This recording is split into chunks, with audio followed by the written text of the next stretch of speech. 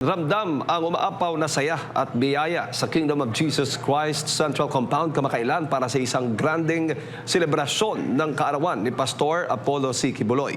Libo-libong bata kasama ang kanilang mga magulang ang naging bida sa isang araw na puno ng sorpresa, pagkain at mga regalo na tila walang katapusan. Ang detalye mula kay Jean Domingo, live mula dyan sa Davao City. Jean, may buntag. Yes, straight, maayong buntag. Una-una muli, happy birthday po, Pastor, mula dito sa amin sa Davao City. Yun nga, no, kapartner, matapos nating matunghayan yung selebrasyon ng kaarawan ng ating pinakamamahal na Pastor, hindi lamang dito sa Pilipinas, kundi sa lahat ng panig ng mundo, natunghayan natin yung unlimited na mga pagkain, overflowing na mga pagkain, mga prizes at games at mga kasiyahan. Ito yung masasabi natin na unique na trait na kaarawan ng ating pinakamamahal na pastor na imbis na siya yung bigyan o regaluhan tuwing kanyang kaarawan ay siya yung namamahagi dun sa mga kabataang kapos o hindi man lamang makapagdiwang ng kanilang kaarawan. Kaya naman, dito sa nagdaang selebrasyon, dito sa Davao City, tunghayan natin yung mga kasiyahan at mga naging kaganapan sa ginanap na ACQ International Children's Day dito sa Davao City. Mga nakalipas na taon, pinakaabangan na ang April 25 sa anumang bahagi ng mundo dahil ito ang adopted birthday ng milyong-milyong kabataan sa lahat ng panig ng mundo.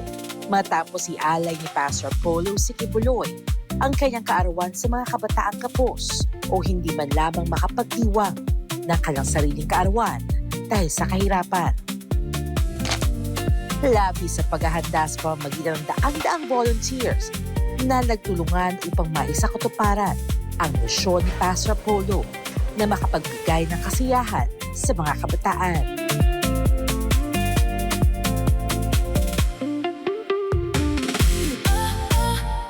At ngayong taon, libo-libong kabataan kasama ang kanilang mga magulang ang muling nagdiwang at labis-labis ang excitement at kagalakan sa ginanap na ACQ International Children's Day Celebration sa Davao City.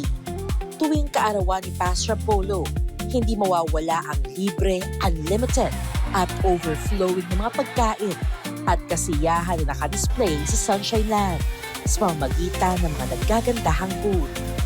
Unlimited at free freshly baked breads ang dinagsa at nagbigay ng kabusugan sa mga kabataan at kanilang mga magulang. Maaari nilang kainin kahit ilan, gaano man kalaki o kadaming tinapay ang naisin nila.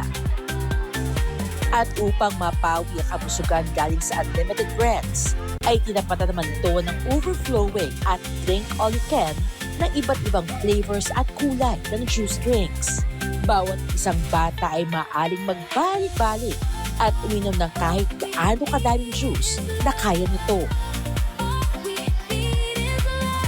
At syempre hindi naman mawawala ang mga paborito ng bawat bata na isa sa agad na pinilahan ng mga kabataan. Nariyan ang popcorn booth na overflowing ang popcorns.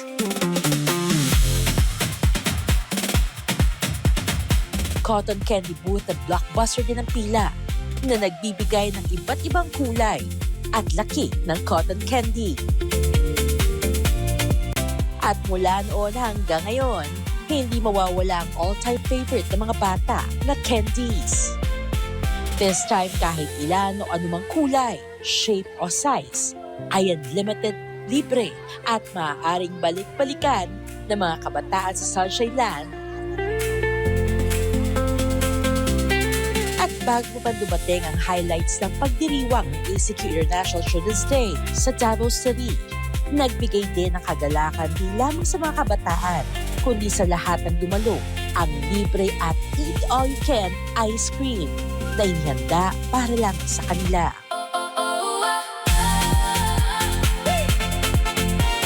At kung sa tingin natin ay sobra-sobra na inihanda ni Pastor Apollo para sa mga kabataan, ay iilan pa lamang yan dahil hindi mawawala sa selebrasyon ang unlimited food na paborito-paborito ng mga kabataan katulad ng chicken at spaghetti na kadalasang hindi palaging nakakain ng ilang dahil sa kasalatan sa buhay. At dito sa Sunshine Land, sabay-sabay nagsalo-salo ang libo-libong kabataan kasabay ang kanilang mga magulang. Dito ang mga pagkain para sa ibang kabataang dumalo ay tila pangarap lamang. Sa araw na ito, dahil kay Pastor Polo, ang dating pangarap na full meal ay nagkaroon ng katuparan. Hindi rin mawawala ang simbolo ng isang birthday celebration, ang birthday cake. Ang kaarawan ni Pastor Apollo Sikibuloy ay hindi lamang basta petsa sa kalendaryo. Ito isang tradisyong pinakahintay ng milyong bata sa buong mundo. At dumating na ang pinaka-highlight ng lahat ng kasiyahang ito, ang pamimigay ng nagbibigatan at naglalakihang mga regalo.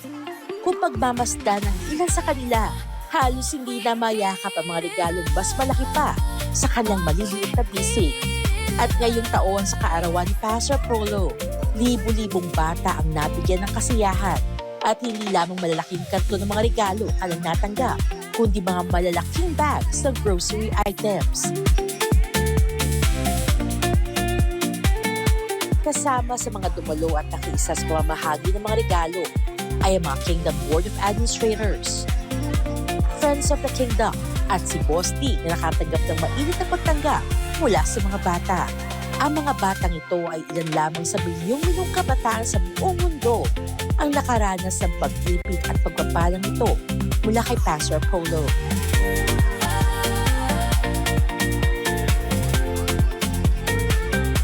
Samantala bilang pasasalamat at upang makapaghatid ng kasiyahan sa mga kabataan, nag-aling naman ng isang grand presentation ang mga Gift of Education Scholars kasama ang ACQ Scholars na ginanap sa KOJC Kingdom. Kasama din ito ang salo-salong ginanap sa KOJC Compound.